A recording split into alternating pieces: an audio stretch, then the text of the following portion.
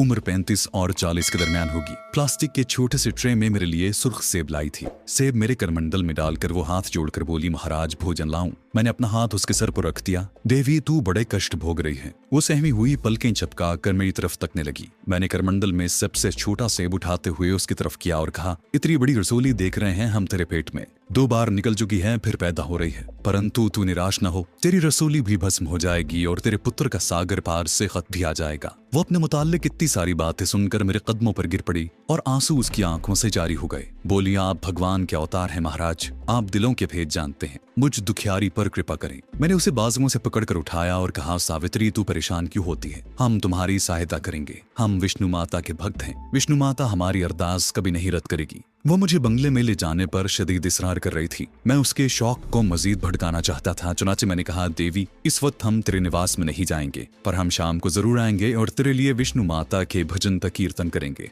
ये कहकर मैं तेज तेज कदमों से आगे बढ़ गया। उस इलाके से बाहर निकलते ही मैंने रक्षा पकड़ा और वापस अपने मंदिर की कोठरी में आ गया। दोपहर को भोजन के बाद कुछ देर आराम किया और शाम होते ही मैं विंग कमांडर के भटनागर के बंगले की तरफ रवाना हो गया। एयरफोर्स कॉलोनी से कुछ ही फासले पर मैंने रक्षा छोड़ दिया। सूरज मगरबी पहाड़ियों की तरफ काफी झुक गया था और कॉलोनी के बंगलों पर फैली धूप का रंग सुनहरी हो रहा था। मैंने विंग कमांडर के भटनागर के बंगले के बाहर खड़े खड़े माता शेरावाली का जयकारा बुलाया तो अंदर से मिसेस भटनागर नंगे पांव भागती हुई बाहर निकल आई। उसके साथ उसकी जवान बेटी भी थी, जिसने जीन्स पहन रखी थी और सर के बाल कटे हुए थे, जिस्म पर नीले रंग की हल्की सी जर्सी थी। वो मुझे अंदर ड्राइंग रूम में ले गई। मिसेस भटनागर की जवान बेटी का नाम बंथनी था। वो मेरी तरफ कुछ ज्यादा मुल्तिफत नहीं हुई। मॉडर्न ख्यालात की पढ़ी लिखी लड़की थी। इस किस्म के तवहुमात पर शायद यकीन न रखती हो। ड्राइंग रूम छोटा सा था मगर सलीके से सजा हुआ था। मुझे बड़े एहतराम से सोफे पर बिठाया गया। मैं खामोशी से माला फेरने लगा। सावित्री मेरे कदमों के पास कालीन पर बैठ गई। उसकी बेटी बंथनी सामने वाले सोफे के पीछे खड़ी हो गई।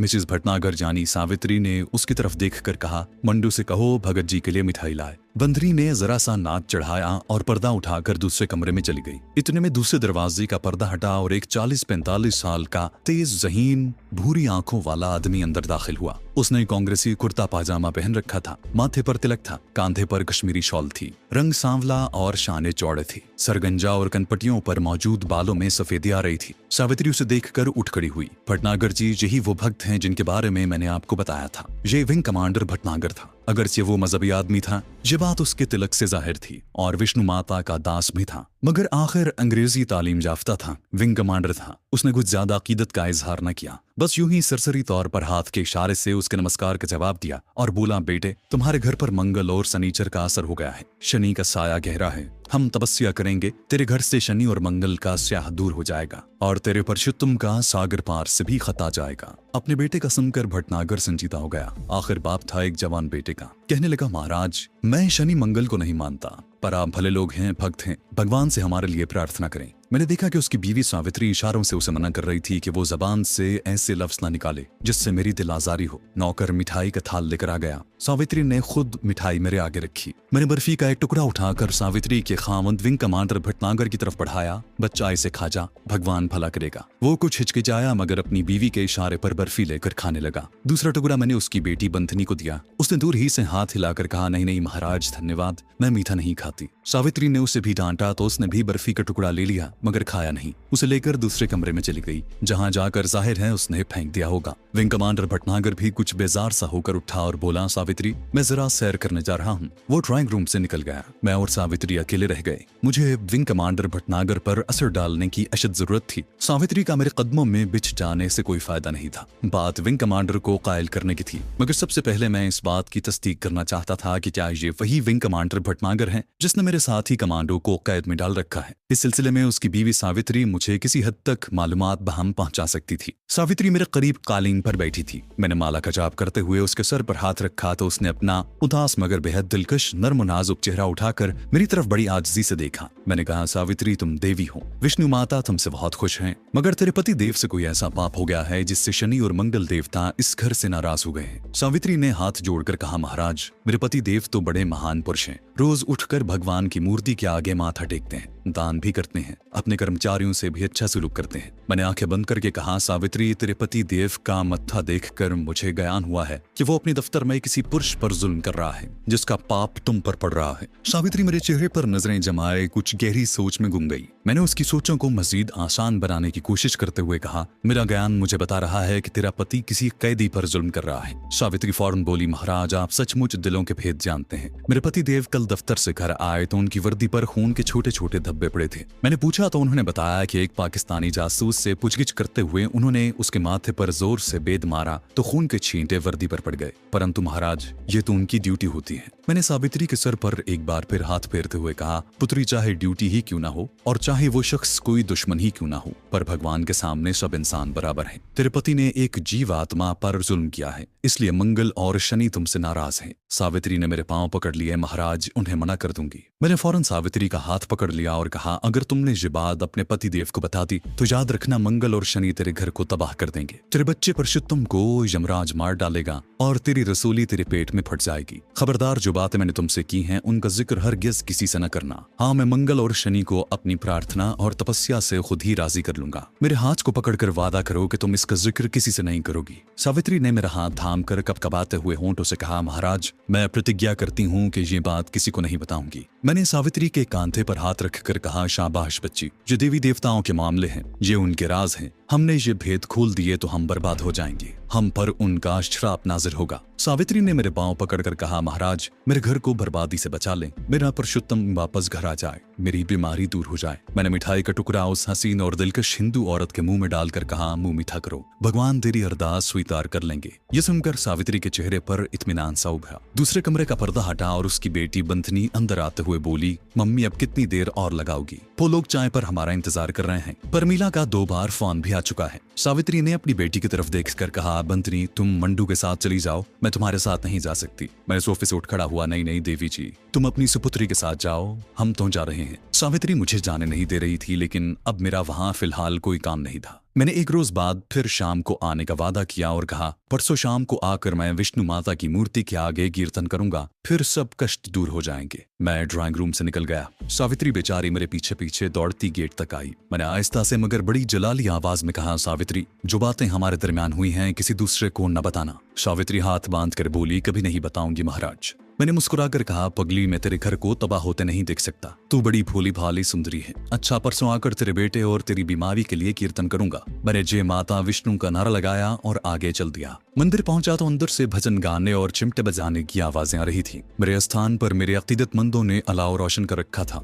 मुझे आता देखकर ये लोग अदब से एक तरफ हाथ बांधे खड़े हो गए। रात 11 बजे ये सब लोग चले गए। महंत ने आकर मुझसे नजराने वसूल किए और बड़ा खुश खुश वापस अपनी कोठरी की तरफ चला गया। महंत का चेला मेरे लिए कोठरी में खाना रख गया। मैंने खाना खाया और फिर तख्त पर कंबल ओढ़ कर लेट गया और सोचने लगा कि विंग कमांडर भटनागर को कैसे अपने असर में लिया जा सकता है। वैसे मुझे इस बात से बेहद इत्मीनान हुआ था कि यही वो विंग कमांडर था जिसके कब्जे में मेरा साथी था। मैं परेशान भी था कि वक्त गुजर रहा है और ये भटनागर विंग कमांडर मेरे साथी को तरह तरह की अजियतें दे रहा है। इससे एक बात साफ जाहिर थी कि मेरे साथी ने अभी तक उन लोगों को कुछ नहीं बताया था। अपने साथी को यहाँ से फरार करवाने के लिए बेहद जरूरी था कि विंग कमांडर भटनागर पर अपना असर जमाया जाए और उसे जेरे बार एहसान किया जाए। अचानक मुझे सीधा का दिया हुआ सांप का मन का याद आ गया। एक ख्याल कौंधे की तरह मेरे जहन में लपका। इस ख्याल ने मुझे पूरी एक स्कीम मुहैया कर दी थी। बड़ी मुश्किल से मैंने करवटें बदल कर रात गुजारी। जब दिन निकला और मंदिर की घंटियों की आवाजें आने लगी तो मैं कोठरी से बाहर निकल आया। नहाने धोने के बाद मैं मंदिर की तरफ गया। चंद मिनट भजन मंडली में बैठकर कीर्तन सुनने की रस्म पूरी की और वापस अपने समाधि वाले स्थान पर आया तो अकीदतमंदों ने वहां आग का अलाव रोशन कर रखा था। मैं हरिओम का जाप करता अपने स्थान पर बैठ गया। होंठों पर वेदों के अश्लोक थे, लेकिन दिमाग कुछ और ही सोच रहा था। मेरे सामने अलाव के गिर्द जो चंद एक अकीदतमंद बैठे थे, उनमें बिहारी लाल नाम का एक कुम्हार भी था। मैंने इशारे से उसे बुलाया तो वो लपक कर मेरे चरणों में आकर बैठ गया। मैंने बड़ी बड़ी जलाली आंखें निकाल कर उसकी तरफ देखते हुए कहा, बिहारी लाल, माता विष्णु ने मुझे सपने में आकर हुक्म दिया है कि तुम उसके लिए एक छोटा सांप पकड़ लाओ, तुम्हारा कल्याण हो जाएगा। बिहारी कुम्हार ने हाथ बांध कर अर्ज की, महाराज विष्णु माता की जय हो, परंतु सांप किसी मांदरी से अगर ले आऊं तो ठीक है। मैंने कहा, हाँ, तुम किसी मांदरी से सांप ले आओ, मैं विष्णु माता को राजी कर लूंगा, परंतु सांप छोटा हो और ज्यादा जहरीला ना हो। बिहारी खुश होकर बोला, सतबच्चन महाराज, मेरा एक मांदरी वाकिफकार है, मैं अभी जाकर उससे सांप ले आता हूँ। मैंने उसे ताकीद की, इसका जिक्र किसी से न करना वरना सब कुछ भस्म हो जाएगा। बिहारी कानों पर हाथ लगाता हुआ बोला, हरगिज नहीं करूंगा महाराज। मैंने कहा, सांप छोटा हो और उसका जहर निकाला हुआ भी ना हो, और सुनो, उसे छोटी सी डिब्बिया में बंद करके लाना। जाओ, तुम्हारा कल्याण होगा। बिहारी लाल उठकर चला गया और फिर मैंने कदरे बुलंद आवाज में श्लोकों का जाप शुरू कर दिया। अकीदतमंद मर्द और औरतें मंदिर में माथा टेकने के बाद मेरे स्थान पर आकर चरण छूकर फल फूल और रुपए बतौर नजर रखती जा रही थी। करेंसी नोट के नजरानों में से आधी रकम रात को महिंत ले लेता था और आधी मैं अपने पास रख लेता। मेरे पास 2-4 दिनों में ही 300-350 रुपए जमा हो गए थे, जो मैंने संभाल कर रख लिए थे। कोई 1 घंटे बाद बिहारी लाल वापस आ गया। उसने मेरे चरण छूते हुए टीन की एक चौकोर डिब्बी जिसके ढक्कन पर सुराख थे मेरे पांव के करीब रख दी और आहिस्ता से कहा, महाराज, सांप डिब्बी में बंद है। जैसा आपने कहा था वैसा ही सांप लाया हूँ। मैंने बिहारी लाल के सर पर हाथ रखकर कहा, तेरा कल्याण होगा बच्चा। बिहारी लाल सर झुकाए उल्टे कदमों अपनी जगह पर जाकर बैठ गया। बाकी का वो दिन और दूसरा दिन मैंने बड़ी मुश्किल से काटा। मैं वादे के मुताबिक ही विंग कमांडर भटनागर के बंगले पर जाना चाहता था। दूसरे दिन शाम को मैंने सिधा का सांप का मनका निकाल कर देखा। उस वक्त मेरा दिल उस स्याफाम और जामनी रंग के होंठों वाली फुनकारती तमिल दोशीजा की मोहब्बत से लबरेज हो गया। मैंने सांप को डिब्बी में से निकाल कर नहीं देखा था। डिब्बी का साइज छोटी साबुनदानी जितना था। डिब्बी को मैंने अपने झोले की बजाय सांप के मनके के साथ अपने खद्दर के लंबे कुर्ते की जेब में रख लिया और शाम होने से जरा पहले एयरफोर्स कॉलोनी की तरफ चल पड़ा। विंग कमांडर भटनागर के बंगले पर पहले रोज की तरह मेरा इंतजार हो रहा था, मगर पहले ही रोज की तरह आज भी वहां जिस हस्ती को मेरा शिद्दत से इंतजार था वो विंग कमांडर की पत्नी सावित्री भटनागर ही थी। भटनागर साहब आज भी घर पर नहीं थे। उनकी बेटी बंथनी भी कहीं साथ वाले बंगले पर गई हुई थी। बेचारी मिसिस भटनागर फूल मिठाइयों का थाल रखे मेरी राह देख रही थी। हाथ जोड़कर मुझे प्रणाम किया, मेरे चरण छुए, मैंने उसे आशीर्वाद दी। वो मुझे अंदर ले गई। ड्राइंग रूम की गोल मेज पर थाल में मिठाइयां और फल रखे थे। वहां ना उसका खामद था ना बेटी बंथनी थी, सिर्फ नौकर एक तरफ हाथ बांधे खड़ा था। आज ड्राइंग रूम की कार्निश पर कांसी की थाल में लोबान भी सुलग रहा था। रतनजू के फूलों का हार भी था। मुझे हर हालत में उस नेक दिल औरत के खामद और उसकी बेटी का इंतजार करना था। मैंने सोचा कि चलो इतनी देर कीर्तन ही करते हैं। मैंने सावित्री से पूछा कि उसके यहाँ विष्णु माता की मूर्ति कहाँ है। वो मुझे बड़े अदब से साथ वाले कमरे में ले गई, जहाँ एक छोटी सी काली गोल मेज पर पीतल की थाली में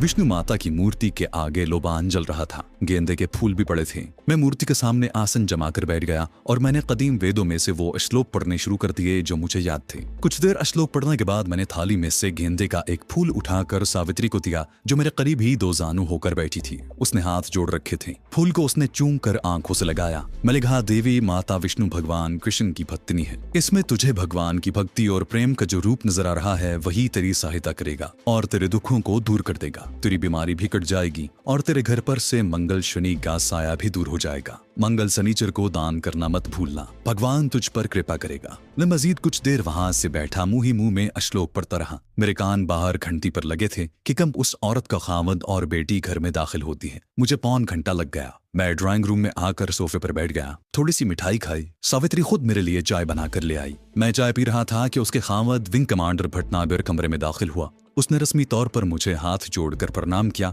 और साथ वाले कमरे में चला गया। मैंने झुककर सावित्री से पूछा कि उसने कल वाली बात का जिक्र अपने पति से तो नहीं किया। उसने कानों पर हाथ लगाया और बोली, हरगिज नहीं महाराज, मैं अपना घर बर्बाद नहीं कर सकती। मैं मरते दम तक आपकी इच्छा का पालन करूंगी। मैंने सावित्री के सर पर हाथ रखकर आशीर्वाद दी। शाबाश बच्ची। दरवाजे की घंटी इस बार भी न बजी और सावित्री की बेटी बंथनी उछलती कूदती दाखिल हुई। आज सुर्ख रंग की जीन्स में वो बहुत खूबसूरत और शोख दिखाई दे रही थी। उसने कमरे में दाखिल होते ही नाक सुकेड़ कर कहा, मम्मी जी आपने क्या श्रृंगार रखा है? कमरे की हवा खराब हो रही है। ड्राइंग रूम के साथ ही बाथरूम मुंसलिक था। मेरी समझ में नहीं आ रहा था कि मैं बंथनी या उसके डैडी को सांप से कैसे कटवाऊंगा, लेकिन मेरा मसला सावित्री की शोखोशंग बेटी बंथनी ने खुद ही हल कर दिया था। वो बाथरूम में दाखिल हो गई। ये बड़ा सुनहरी मौका था। ड्राइंग रूम में मिसेस भटनागर और मेरे सिवा तीसरा कोई नहीं था। मैंने सावित्री से कहा, देवी जल्दी से एक चाय की प्याली अपने हाथ से बनाकर ले आओ। सावित्री तो सती सावित्री थी। फौरन चाय बनाने किचन की तरफ चल पड़ी। ड्राइंग रूम खाली था, मैदान खाली था। मैंने एक लम्हे की भी ताखीर न की।